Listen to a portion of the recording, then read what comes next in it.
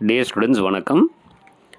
இப்போ பீரியட் 3 எலிமெண்ட்ஸில் third period எலிமெண்ட்ஸில் sodium, aluminium, magnesium, phosphorus, silicon, chlorine, sulphur இதெல்லாம் வரும் இல்லைங்களா?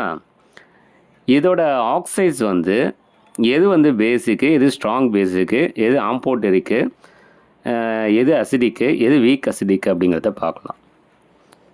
ஸோ ஆம்போட்டரிக் அப்படின்னா என்ன அர்த்தம்னா, அது பேசிக் கேரக்டரும் இருக்கும், அசிடிக் கேரக்டரும் இருக்கும். இதுதான் ஆம்போட்டரிக் கேரக்டர். ஃபார் எக்ஸாம்பிள் சோடியம் அப்படிங்கிறது இப்போ பார்த்தீங்கன்னா சோடியம் ஆக்சைடை க்ரியேட் பண்ணும், Na2O. அது ஸ்ட்ராங்லி பேசிக். சோடியம் ஹைட்ராக்சைடை வாட்டரில் கரைச்சிங்க அப்படின்னா சோடியம் ஹைட்ராக்சைடு, அதாவது ஸ்ட்ராங்லி பேசிக்கை உருவாக்கும். அலுமினியம் அப்படின்னு எடுத்திங்கன்னா அலுமினியம் ஆக்சைடு Al2O3, இது ஆம்போட்டரிக் ஆக்சைடு. அதாவது it has the basic character and as well as acidic character. Magnesium அப்படின்னு எடுத்திங்கன்னா magnesium oxide, it is a basic character.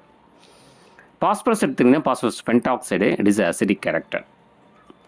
அடுத்து சிலிக்கான் எடுத்துக்கிட்டிங்கன்னா silicon dioxide, it is a weakly acidic, வலிமை குறைந்த அமிலம்.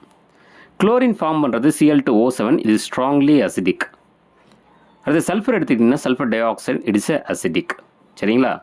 So அப்போ period 3 third period எலிமெண்ட்ஸில் so என்னென்னலாம் ஆக்சைட்ஸை உருவாக்குது, அது என்னென்ன ஆக்சைட்ஸை வாட்டரில் டிசால்வ் பண்ணால் அது பேசிக்காகவும் ஆக்ட் பண்ணாது, பேசிக்காக ஆக்ட் பண்ணுது, எது அசிடிக்காக ஆக்ட் பண்ணுது, எது அசிடிக்காகவும் பேசிக்காகவும் ஆக்ட் பண்ணுது. அப்போ இதிலே பார்த்தீங்கன்னா அலுமினியம் ஆக்சைடு அப்படிங்கிறது இட் ஹேவிங் த ஆம்போட்டரிக் கேரக்டர்.